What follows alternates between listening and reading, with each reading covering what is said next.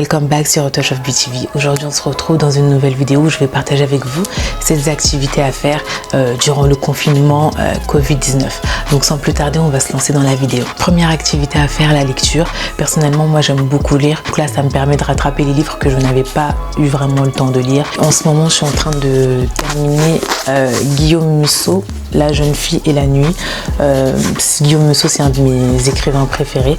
Donc je suis en train de terminer les livres que je n'avais pas encore lus de Guillaume Musso et d'autres livres que j'avais mais que j'avais pas eu le temps de lire vraiment.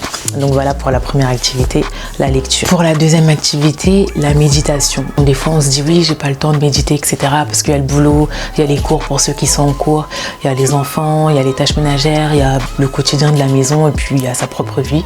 Donc pour la deuxième activité, je préconise la méditation. Là on est en confinement, donc on peut aller nulle part, tout est fermé, il n'y a rien qui est ouvert, donc on peut prendre le temps de méditer, la Bible, le Coran, tout ce que vous voulez, mais en tout cas la méditation. Je pense que c'est une période où se rapprocher de Dieu est le plus essentiel pour moi.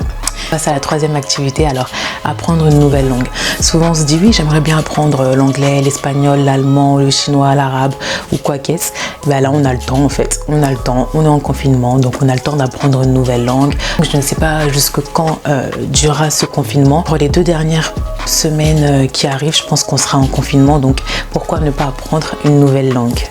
On passe à la troisième activité, ranger, le rangement.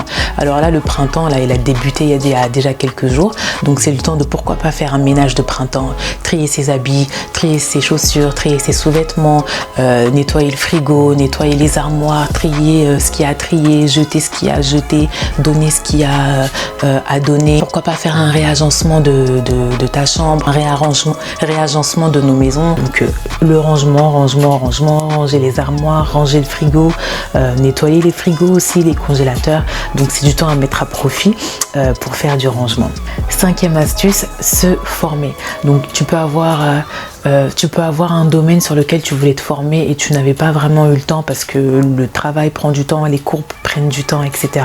Donc là, c'est le temps de se former. Pourquoi pas de se former à la pâtisserie, de se former au dessin, de se former au design, au graphisme, à l'écriture, plein de domaines sur lesquels on peut se former. Donc je trouve que c'est intéressant aussi de mettre ce temps à profit. Domaine que l'on aime bien. Il y a l'immobilier aussi. Il y a l'immobilier, il y a l'agriculture, se former sur le business en ligne, se former sur le e-commerce, etc. Donc ce sont des choses sur lesquelles on peut se pencher. 6e, se remettre en question.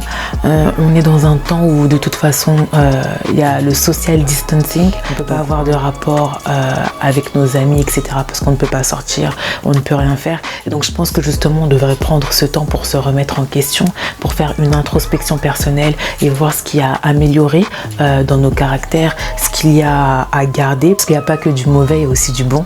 Donc ce qu'il y a à garder, ce qu'il y a à améliorer et les traits de caractère qui sont carrément à jeter, on les jette. Donc je pense que c'est le bon moment de faire une introspection sur soi-même pour que au sortir de ce confinement, on puisse devenir une meilleure version de nous-mêmes.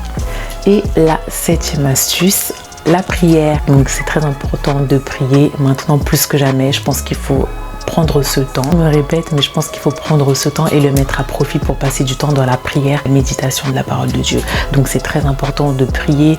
Là, il y a le temps. On ne peut pas vraiment dire qu'on n'a pas le temps de prier parce qu'il y a le travail, etc. Non, on ne travaille pas, on ne sort pas. Prier matin, midi, soir. Tu peux commencer comme ça et puis tu vas après augmenter graduellement. Et puis après, tu verras que plus tu as pris l'habitude de faire ça le matin, midi, soir, plus après tu vas monter graduellement dans tes temps de prière. Donc mettre ce temps à profit pour prier, passer du temps dans la présence de Dieu, c'est très important. J'espère que ce segment vous aura plu. N'hésitez pas à partager, commenter, liker, etc. On se retrouve dans une prochaine vidéo. Peace.